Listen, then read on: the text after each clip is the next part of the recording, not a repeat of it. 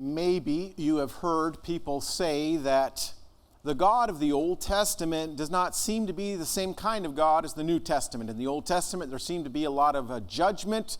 There seemed to be a lot of suffering that the people had to go through, where in the New Testament, we seem to talk a lot about grace and love and forgiveness. But really studying the Old Testament, we find that God had an intimate relationship, a covenant relationship with his people called Israel, all the way back to the days of Abraham, through the land of Egypt, when they were walking through the wilderness, and eventually the people got to the promised land. And God wanted to continue in a love relationship with them, an intimate relationship, a close relationship. And the people were unwilling is the biggest challenge, the biggest problem that we had. And yet, so really, if we're following through the Old Testament, it really is a love story. It really is about God desperately wanting, desiring, hoping, perhaps to have a relationship with his people. That's what he initially established. He initially reached out to them. He brought them up. He led them and guided them. He loved them. And yet the people rejected his love. And you can read it yourself going through the Old Testament, even coming out of Egypt. It wasn't long before they abandoned God and decided they would follow other gods. They would love some idols. They would trust in the various religions that they had learned of when they were in Egypt. Really not much different when they got to the land of Canaan. The fact is that in the Old Testament, there was a lot of hatred. And there was a lot of rebellion. And there was a lot of unkindness. But it didn't come from God. It came from the people. It came from, even today we would say, his bride, the people that he was in a covenant relationship with. What does this love look like? Well, constantly God was trying to bring the people back to him. He was trying to reach out to express his concern and his care and really his feelings toward them. He never relented. He really never gave up on his love for his people. Sometimes he would punish them, hoping that they would come back. And ultimately, the punishment was simply them reaping the rewards of many years of decisions they had made. Even in the book of Hosea, the word comes up sometimes that they sowed to the wind, but they reaped the whirlwind. So those were just the decisions and the choices and the life that they chose for themselves, and it did result in a lot of pain and suffering. And so God is continually trying through the prophets, especially before they went into captivity. If you remember at this time, there were two kingdoms. The kingdom that King David and King Solomon had were now the northern kingdom and the southern kingdom. The northern kingdom quite often called Ephraim, and the southern kingdom called Judah. Hosea is preaching to the northern kingdom. Some of the other prophets preaching to the southern kingdom, but in either case, God sometimes would use a relationship to describe his love for his people. For instance, Isaiah, his wife was also a prophetess. She was somebody who could teach and to lead and try to encourage the people.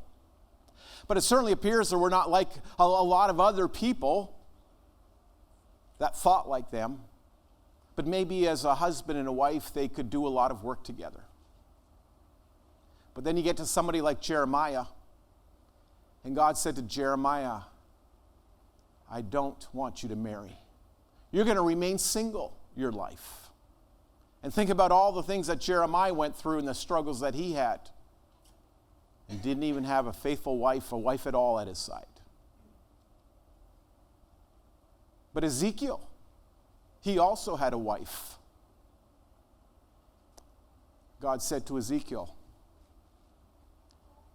your wife is going to die tomorrow. The wife that you love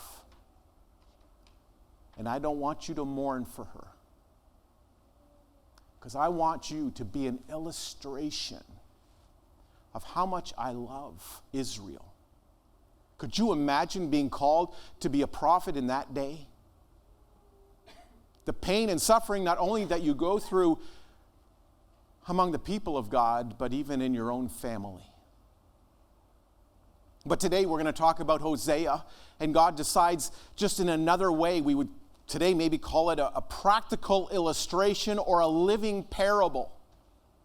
I'm guessing Hosea is a young man. He's not even married yet, called to be a prophet.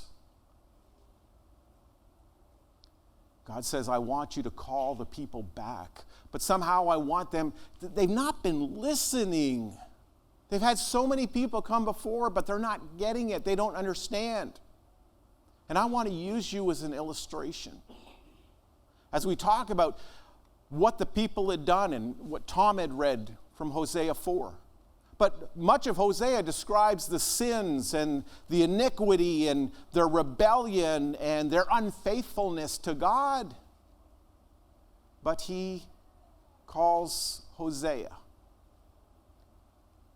to live out an illustration of the love of God. And so Hosea chapter 9 speaks about where the people had been, the way they were living, and where they were headed. He says, do not rejoice, Israel. Do not be jubilant like the other nations. You see, the other people in the other nations, sure they were sinning, and sure they worshiped idols, but they didn't know any better. They never had a relationship with God. They had never read the blessings of God. They never had the law of God. They had never been in covenant relationship with God. Yes, they were living a sinful life, but they were not held to the same accountability as the people of Israel. It's kind of interesting. The pagan nations didn't know about God. Israel knew about God but rejected him. And God said, I'm going to hold you accountable because you know the truth and you are in a relationship. And you've seen all that I have done. And we understand that, don't we? But before we're too quick to point a finger at Israel, we have to look at our own lives to say, how much do we know? How much more do we know about God's love, God's plan, God's promises, this side of Jesus Christ? And this side of when we actually can carry the scriptures in our hand. How much more do we know about covenant relationship with God?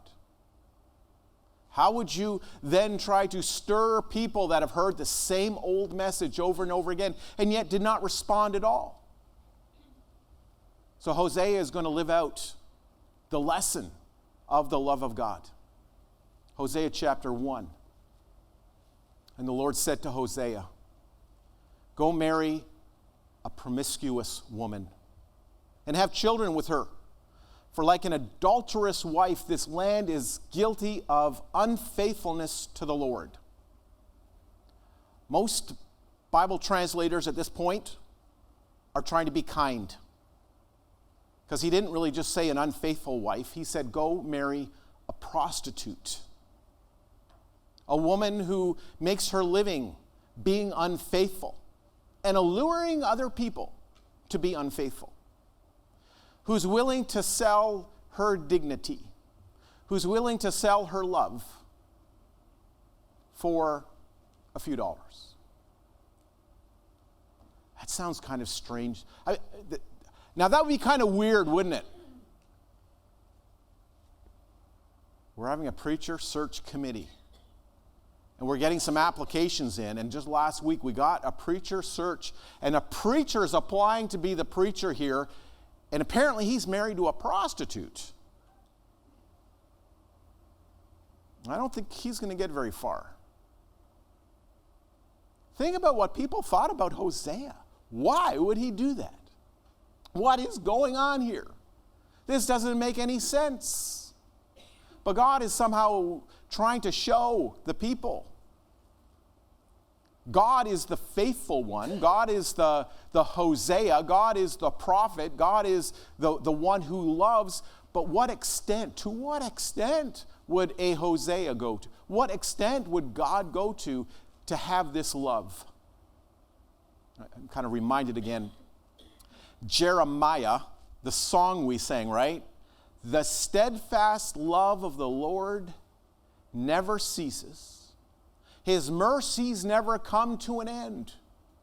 Great is his faithfulness. Great is his faith. That comes from Lamentations, written by Jeremiah, written to the people of Judah just before their captivity. God is faithful. He loves you. He cares. He wants a relationship. He's not given up. It seems like God never gives up.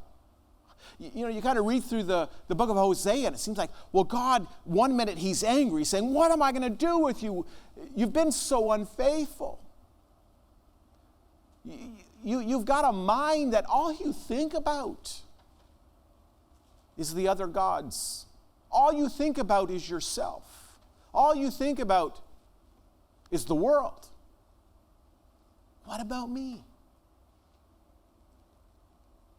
And then in the next breath, God says, I can't leave you. I can't give up on you.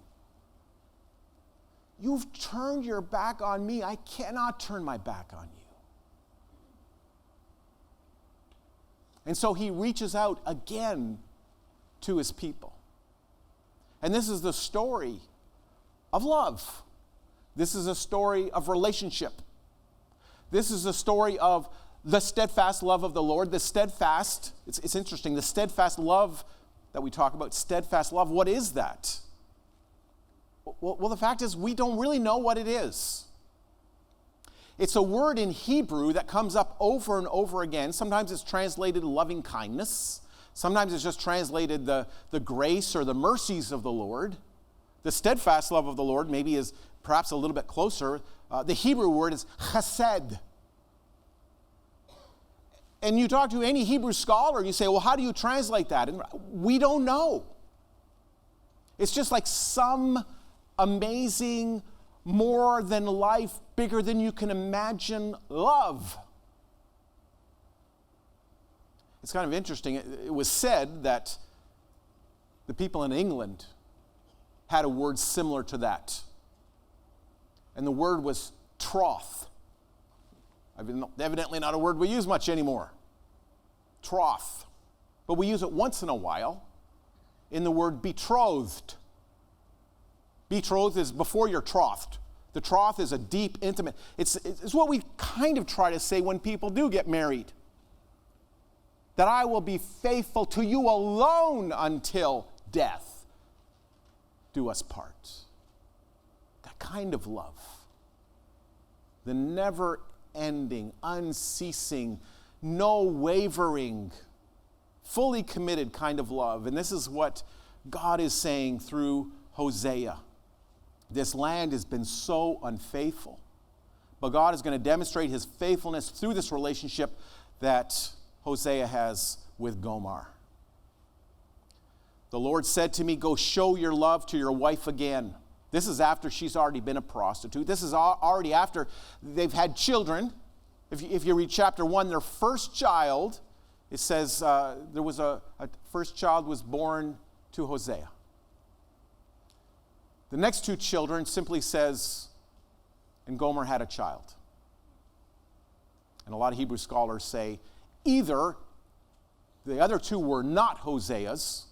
One was called No Mercy, and the other one is really Not Mine. Those are the names translated of the children. Either they weren't Hosea's, or I don't know if it's worse, just not knowing. Maybe they are, maybe they're not. Who can say? We don't know. So they have children. But one day, Gomer decides, I'm leaving. I don't know if she told him or if she just left. And she went and either went back to the life of prostitution she once had or found another trade in the sex industry, but she went back out, left the house. Here is the prophet of God, single dad, 3 kids, and his wife nowhere to be found. No one knows where she is. She's out in the streets. She's out with somebody else. Maybe out with many people.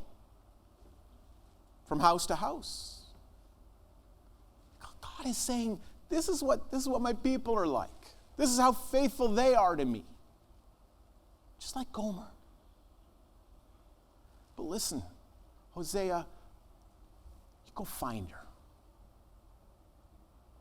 You go love her. You go connect with her. You recommit to her. You can see Hosea saying, but what if she doesn't recommit to me? That wasn't the question. God just says, you go. You love her. Doesn't matter how she reacts. It doesn't matter her response. You love her. Now, God's not going to take us against our will. Hosea is not going to take her against her will, but apparently she has reached the bottom at this point. God had known that she really had nowhere else to go. Go show your love to her. Though she is loved by another man and she's an adulteress. Love her as the Lord loves the Israelites. And though they turned to the other gods and they loved the sacred raisin cakes. The interesting thing is the people of Israel, you know where they were every Sabbath day? They were in the temple of Jehovah God. The Old Testament, just like they were supposed to be. They showed up for church every week. And they worshiped. I guess they said the right things. Read a little bit of Bible. Said a prayer. Perhaps even once in a while, remembered the Passover feast. Maybe even kept some of the other religious holidays. But every week they worshiped the Lord. But that was the extent of their relationship with the Lord. As soon as they got out of there, they were back to the gods of the world. You know what kind of gods that they were involved with. We know what kind of gods they were involved in because they're the same gods we have today. You see, God blessed them with the land, with houses, with crops, with rain, with families, with health, with the ability to succeed, to get ahead, even to be wealthy. At this point, the kingdom was going fairly well. Started under Jeroboam and then eventually got to Jeroboam II. But they were, in the world's eyes, successful. But God is the one who made them that way, and they were able to say, we've done this ourselves. We've done this because we're smart, because we're strong, because we're industrious. We've done this by the power of the other gods, the gods of Baal, the gods of Asherah, the gods of the pagans. We've done this with the help of our neighbors, the people that live in the land.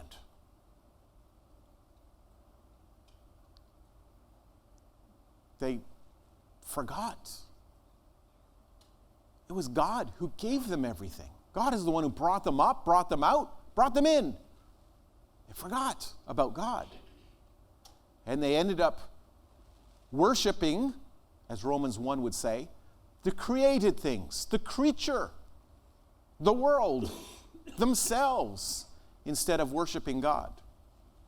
And so they loved the gods of the Canaanites. They loved the gods of the Egyptians. They loved the gods of the nations. And they were unfaithful to the Lord. This is what God is calling Hosea to do in his relationship with his wife, to go to this unfaithful woman. So I bought her for 15 shekels of silver. Like, what does this mean? Do you know what this means? It means at this point in her life, she was on the trading block in the slave market. She was literally a slave. She couldn't buy herself. She had no freedom at all. He had to buy her from the slave market. Or today we may even call it from the prostitution ring. Or maybe we would just say from her pimp. Now the price was not much. The price was about the price of a slave. She wasn't. It's kind of interesting because we'd like to think, oh, she was worth so much, and Hosea had to remortgage his house just to pay for it. No, she wasn't worth much. But he was willing to take her back because the fact is she was not really wanted by anybody else. She had already outlived and outrun this life of promiscuity that she'd been involved in. But he bought her back. See, that's weird, isn't it? It's his wife. They have a relationship. And he has to buy her back, bring her home, and now he's going to love her. He's going to love. And the interesting thing is, God's going to talk about this kind of love. He's not going to love her like a slave. He's going to love her like his wife. Hosea chapter 2 and verse 14. Therefore, this is God, and this is kind of just after he's saying, what am I going to do with you? And God has a different way of thinking because he's reminded again of his steadfast love. I'm going to allure her. This is what God's going to do to Israel. I'm just trying to describe how unfaithful they've been and how God must have felt because of Israel's sin. But I'm going to allure her. I'm going to draw her. I'm going to speak to her, and I'm going to do things that she's going to be attracted to me. She's going to want to come.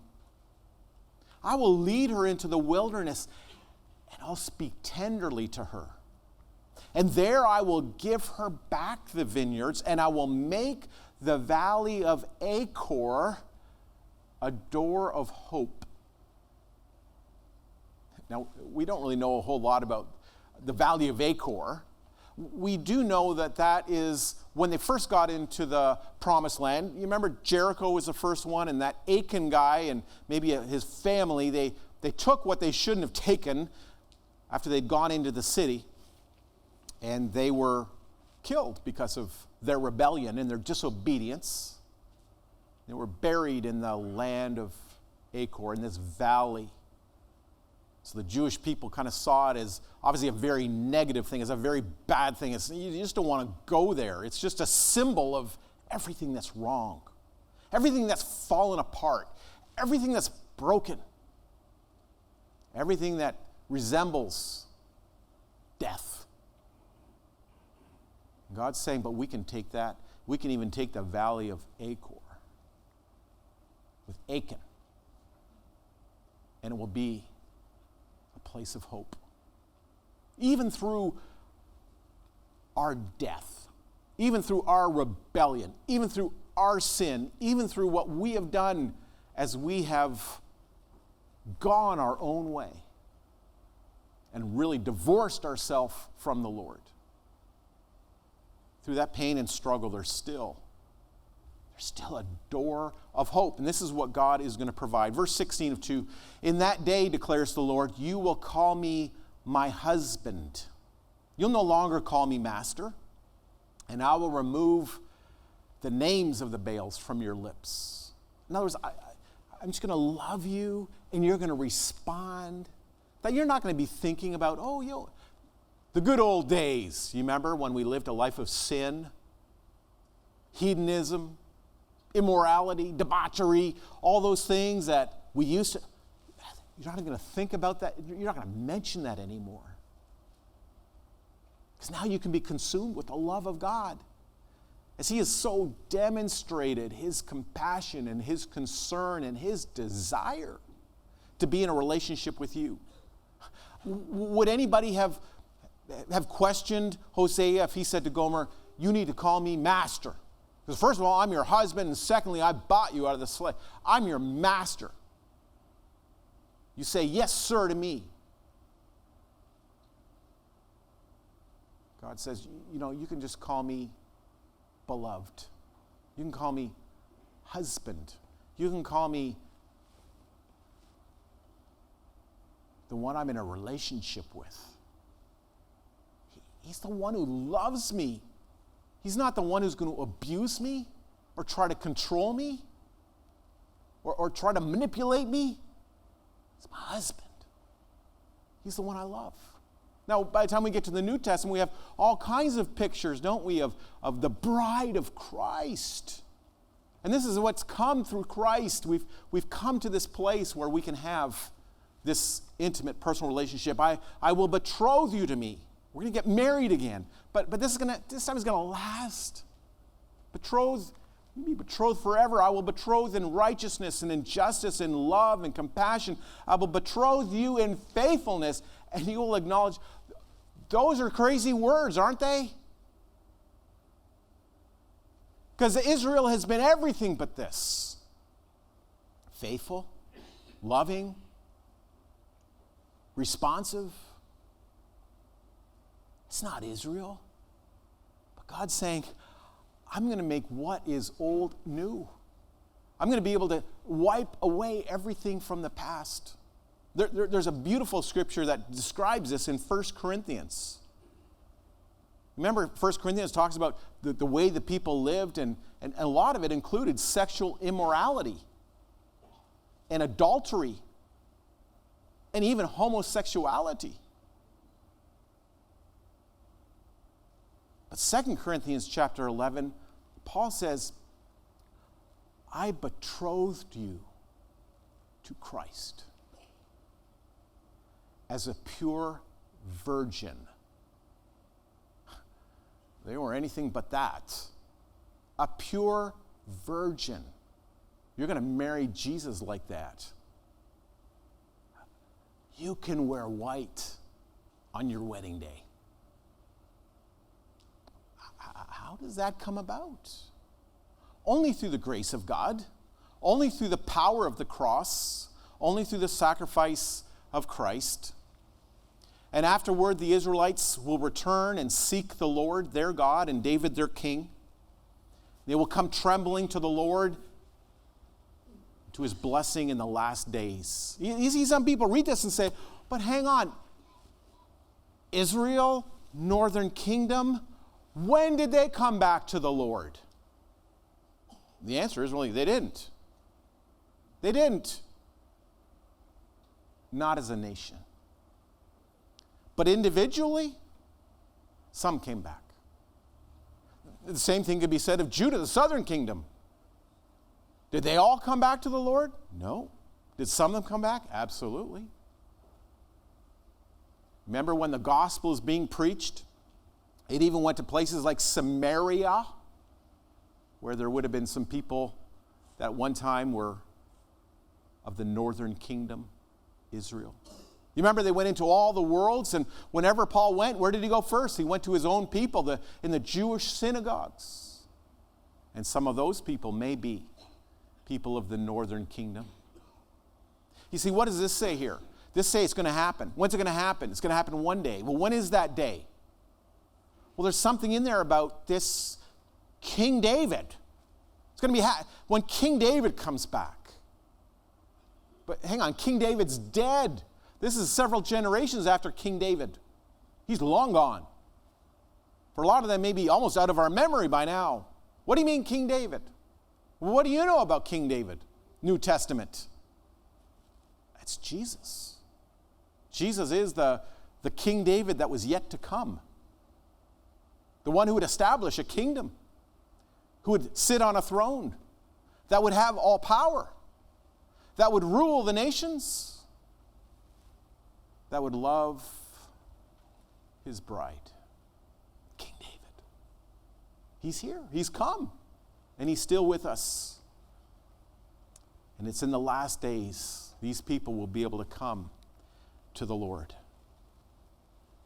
Hosea 2 and verse 23. I will plant her for myself in the land.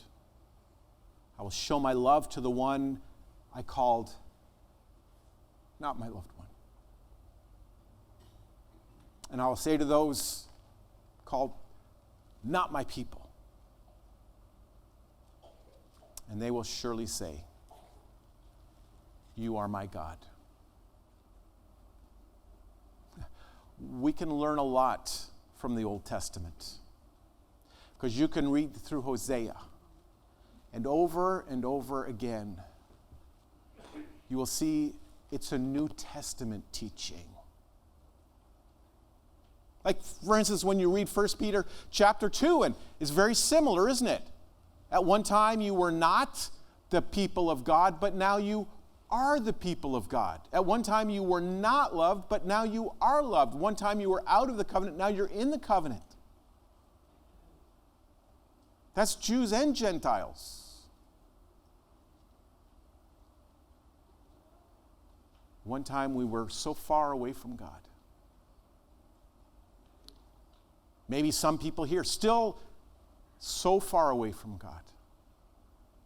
Maybe some people here not as close to God as I want to be, or I should be. But you today, me today, we are as close to God as we want to be. God's not holding out. God is not putting us on pause. He is not telling us another day. He is not saying, that's close enough for now. God wants us to be so much closer to Him than what we are right now. And so we choose in a relationship of unconditional, steadfast, everlasting love, the Hesed of God. We make the choice. Will He be our betrothed, the one we love? We always give an opportunity and encourage people. If you need to make the decision to be in the relationship with God today through Jesus Christ, make Him the Lord of your Savior and say, I'm just going to love Him as much as I possibly can. And you want to be baptized, maybe you've never been baptized. Today, you need to be baptized so you can start this relationship. I keep saying baptism is like the wedding day. You may love Jesus now. You may know about Jesus now. Got to be baptized to be connected with Him relationally. But if we can encourage you in your walk, just to say, I just want to be closer. I just want to walk with Him. I just want to love Him. I want to give up all the gods of this world I've been following. We always give an opportunity. Either publicly, privately, talk with our elders, talk with me. We want to encourage you and help you. Let's stand, we'll sing this song, and let us know how we can be a blessing.